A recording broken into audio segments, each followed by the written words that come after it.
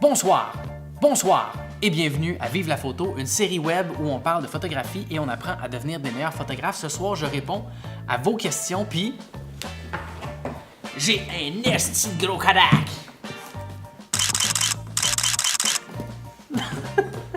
C'est pesant.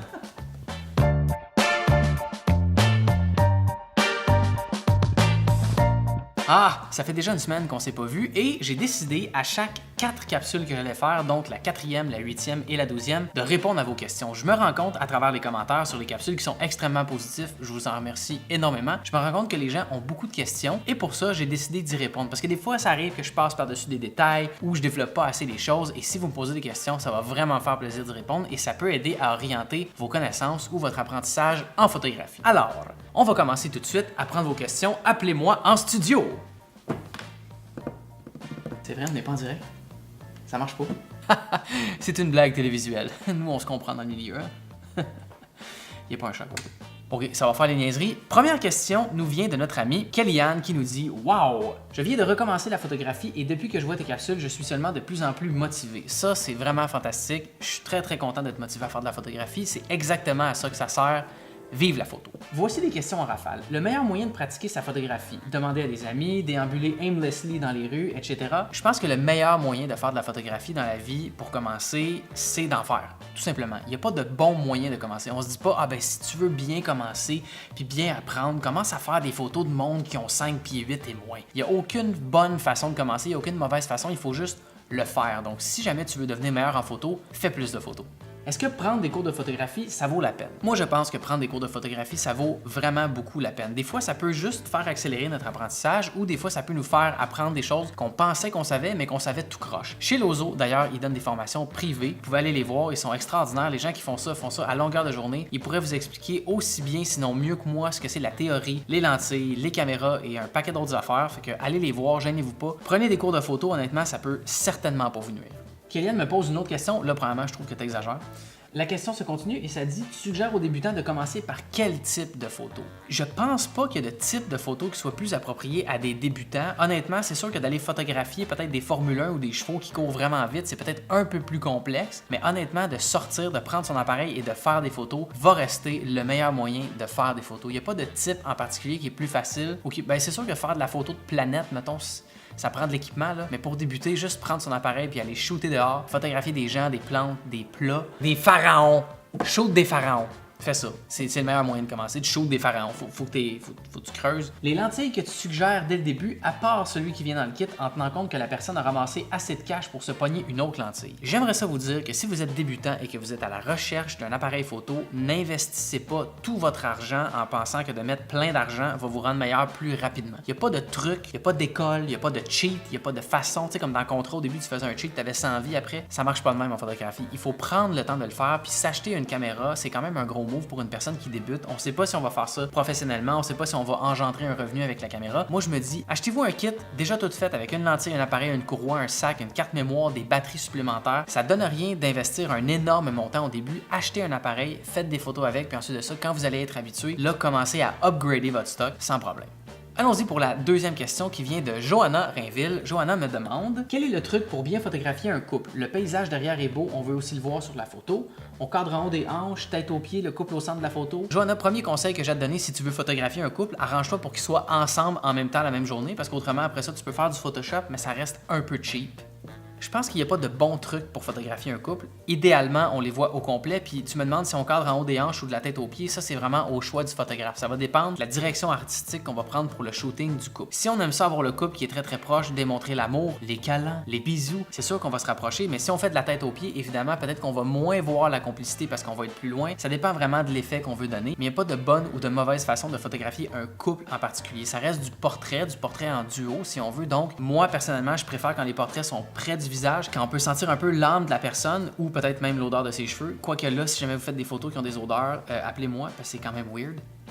Deuxième chose, tu disais, le derrière est beau, on veut le voir dans la photo. Moi, j'ai un de mes amis qui fait de la photographie qui s'appelle Benoît Payet. Et Benoît, quand il m'a enseigné, il m'a fait un atelier à un moment donné. Benoît me disait, je me concentre surtout sur ce qu'il y a derrière mon sujet. Comment je vais faire pour que le derrière, dans le fond, l'arrière-plan du sujet, puisse servir à ce qu'on voit devant. Comme par exemple, si la personne a la peau foncée, évidemment, de la mettre sur un fond foncé, ça va faire en sorte qu'on va la perdre un petit peu. À l'inverse, une personne qui a la peau pâle, sur un fond pâle, on va peut-être la perdre aussi un petit peu. C'est important d'aligner des éléments de l'arrière-plan aussi pour que l'œil se concentre exactement sur le visage de la personne, parce qu'habituellement, dans un portrait, c'est ça qu'on aime voir. Même affaire pour les couples. Donc, ce que je te suggère de faire, c'est de trouver un background, un arrière-plan qui est dynamique, qui est beau et que tu peux mettre en flou si jamais tu veux avoir une grande ouverture sur ta lentille, ou sinon tout simplement un fond uni. Puis ça dépend comment tu vas cadrer, ça dépend encore une fois de la direction artistique que tu vas prendre avec ton shooting.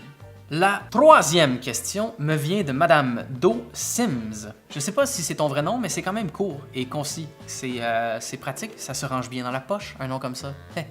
Donc, tu me demandes si j'ai des conseils pour faire du light painting. Honnêtement, moi, personnellement, j'ai pas de conseils pour faire du light painting parce que j'en fais pas moi-même. Je suis vraiment pas un expert, mais si jamais vous avez envie de découvrir c'est quoi le light painting, je vous invite à aller voir ericparé.com. C'est un Québécois, un gars de Montréal qui a pignon sur rue, sur la rue Berry. Eric, c'est vraiment un pro du light painting. C'est quoi le light painting? Dans le fond, c'est une photo qu'on va exposer très très longtemps, dans laquelle on va peindre dans le cadre avec une source de lumière déterminée d'avance. Par exemple, ici, Eric a fait des photos qui sont, ma foi, extraordinaires. Honnêtement, moi, j'aime pas le light painting dans la vie. J'aime pas ça en faire, mais d'en regarder puis d'en regarder de ce niveau de qualité-là, Eric fait tout son light painting à la main, donc il va se pointer dans le cadre ici, il va peindre avec la lumière derrière son sujet, puis ça va donner des photos comme ça, c'est de toute beauté. Vous pourrez aller voir ça, ericparé.com. Il y a aussi des tutoriels en ligne, puis je suis pas mal sûr que si vous lui en parlez, il va vous donner des trucs ou des astuces. Ayez pas peur de poser des questions, mais moi, personnellement, le light painting, c'est pas quelque chose que j'apprécie faire, mais à ce niveau-là, c'est quelque chose que j'apprécie regarder définitivement.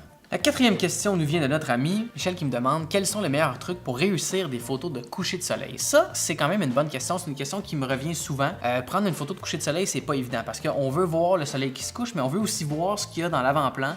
Et pour ça, je pense que c'est vraiment une question de choix. Il n'y a pas de bonne ou de mauvaise façon de faire une photo de coucher de soleil. La seule mauvaise façon de le faire, ce serait de laisser notre cap sur notre lentille puis de rien voir pantoute. Mais il n'y a pas de bonne ou de mauvaise façon de faire des photos de coucher de soleil. Je vais vous expliquer ce que je veux dire en vous montrant des photos de coucher de soleil que j'ai faites, comme par exemple celle-là qui est ici. On voit ici que ce que j'ai choisi de faire vraiment, c'est d'exposer la lumière de ma photographie pour qu'on voit les nuages du ciel et le dégradé de couleurs qu'il y avait cette soirée-là qui était magnifique. Mais j'ai décidé de ne pas exposer pour qu'on ait des détails dans les arbres ici qui sont devant, juste pour qu'on comprenne que c'est des arbres en silhouette. Mais ce qui m'intéressait vraiment beaucoup, c'était de montrer le soleil qu'il y a ici derrière qui se couche et vraiment le dégradé de lumière. Ça, c'est une question de choix. J'aurais pu choisir d'avoir un ciel qui est un peu plus clair et de voir des détails dans les arbres, mais ce que je trouvais beau dans cette photo-là, le choix que j'ai fait, c'est de montrer le dégradé de couleur. Donc le truc que j'aurais à donner en premier, c'est d'exposer toujours pour le ciel, parce que c'est toujours plus facile en photographie numérique d'aller rechercher des détails dans les zones qui sont sombres que d'aller chercher des détails dans les zones qui sont claires. Donc c'est pour ça que toujours, quand je fais de la photographie, je suis toujours un petit peu sous-exposé pour être certain que toutes les places où il y a de la lumière dans ma photo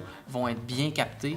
On va bien capter les détails et qu'on va tout voir ce que cette zone-là a à nous révéler. Donc, pour les couchers de soleil, Michel, je te suggère d'exposer pour le ciel le plus souvent possible, ou sinon d'y aller vraiment selon ta créativité. Des fois, ce qu'on veut voir, c'est juste un petit peu du ciel, beaucoup du détail en avant. Des photos à contre-jour aussi, ça peut être vraiment beau. Il n'y a pas de bonne ou de mauvaise manière, mais une des bonnes manières que j'ai trouvées, c'est vraiment d'exposer pour le ciel en premier.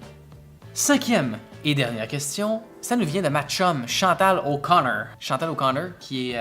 c'est pas ma chum, honnêtement, je la connais pas, mais... je suis sûr qu'elle est vraiment smart. Chantal me demande. Ma question, quelle est la part d'utilisation d'un logiciel de retouche dans le résultat final d'une photo? C'est peut-être pas clair. Est-ce que tu ou la majorité des photographes professionnels utilisent un logiciel pour mettre une touche finale à tes photos? Moi, je connais pas de photographes professionnels qui font des retouches sur mes photos. C'est parce que c'était juste une joke parce que t'as mal écrit ça.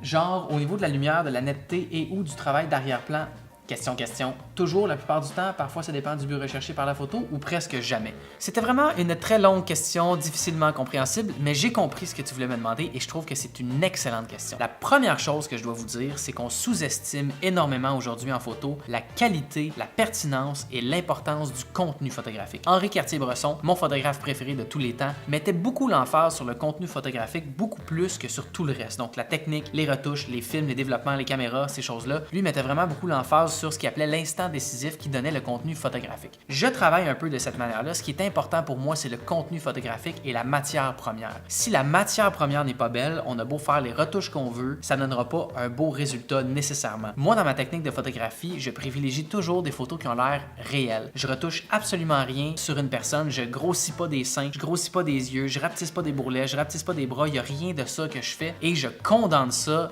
vivement parce que je trouve que c'est complètement ridicule de faire ça. C'est plus de la photographie rendue à ce moment-là, c'est de l'informatique, c'est de la peinture, c'est tout ce que tu veux sauf de la photographie. Cependant, je pense que c'est important de faire des retouches sur des photos, surtout en photographie numérique, parce qu'on part souvent d'images qu'on appelle des images en RAW. R-A-W, RAW, ça veut dire le format cru de l'appareil photo. Ça veut dire que l'appareil photo va donner le plein potentiel du capteur dans les images qu'il va capter. En d'autres mots, l'appareil photo va nous donner le maximum d'informations qu'il est capable d'aller chercher pour nous donner une photo. Habituellement, à la base, les photos qui sont prises en RAW, quand on les met dans un ordinateur, sont quand même assez flat. Ils n'ont pas beaucoup de contraste, pas beaucoup de luminosité, un petit peu moins de netteté que la normale. Et ce qu'il faut faire après, c'est la calibrer. Donc, sur toutes mes photos, sans exception, je calibre les tons, les contrastes, l'éclairage, les couleurs et un paquet de petites choses comme par exemple enlever quelques miettes quand je fais de la photo de bouffe par exemple, ou sinon enlever un bouton dans la face de quelqu'un si jamais ça dérange le regard, mais plus souvent qu'autrement, je laisse ça là. Je vais te montrer un exemple ici à l'écran. Ça, c'est une photo que j'ai faite pour la compagnie Petite Loup, que vous connaissez sûrement déjà. C'est la photo d'un bébé qui est extraordinaire, il est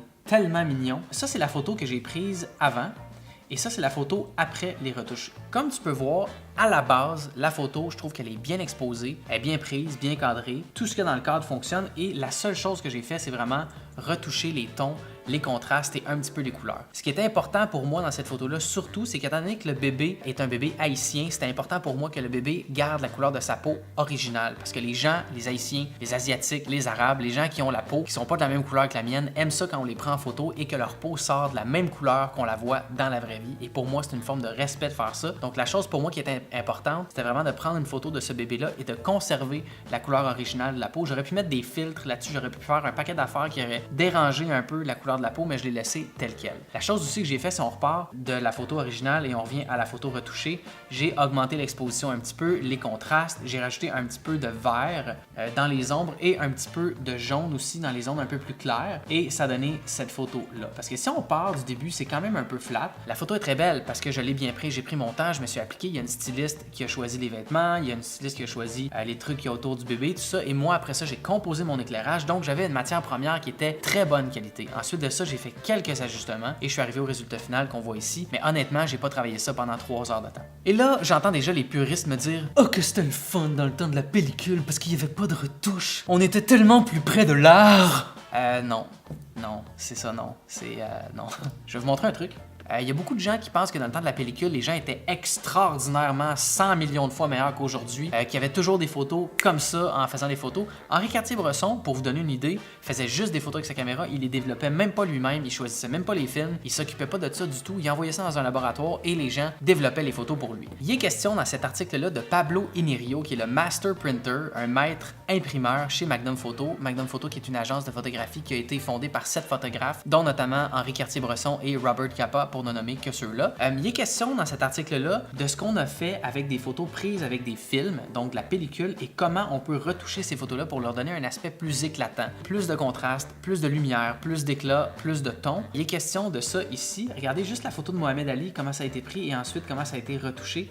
Même chose ici avec une photo de Henri Cartier-Bresson. On voit comment la photo a été marquée pour les retouches à la suite de la prise de la photo. Et encore une fois ici par Dennis Stock, une photo d'Audrey Hepburn qui montre quelles notes on a pris sur la photo et comment on a retouché ce portrait-là. Donc, détrompez-vous, il y a beaucoup de retouches qui sont faites sur les photos, mais il ne faut pas croire non plus que c'est poussé à l'extrême. Encore une fois, je condamne agressivement les photographes qui grossissent des seins, rapetissent des yeux, enlèvent des rides puis des choses comme ça. Pour moi, le corps humain est un objet d'art et on doit le laisser intact le plus possible dans sa photographie. C'est pour ça que je préfère toujours, moi personnellement, le photojournalisme à la photo de beauté parce que je trouve qu'il y a quelque chose de plus réel là-dedans. Mais il faut pas croire non plus que dans la photo de beauté, tout est retouché puis c'est inventé à 100%. Il y a des filles qui sont belles, il y a des gars qui sont beaux, Il y a des gens qui sont naturellement époustouflants. C'est pour ça qu'on engage des mannequins pour faire des photos de beauté, parce que ces gens-là n'ont pas besoin d'avoir énormément de retouches. Ils ont des corps. Oui, il y a des retouches sur toutes les photos, mais il y a beaucoup de nuances à faire dans cette discussion-là. D'ailleurs, si vous avez des commentaires ou des questions, posez-les en bas de la vidéo. Ça va vraiment me faire plaisir d'y répondre. J'espère que la capsule d'aujourd'hui vous a aidé. Encore une fois, à la 8e capsule, je vais aussi répondre à vos questions. Fait que gênez-vous pas, vous pouvez m'écrire en privé ou sous la vidéo maintenant. On se revoit la semaine prochaine. Et là, on va parler de lumière naturelle. Comment on fait pour utiliser la lumière naturelle pour faire des belles photos? Ça va être extraordinaire. Merci beaucoup tout le monde.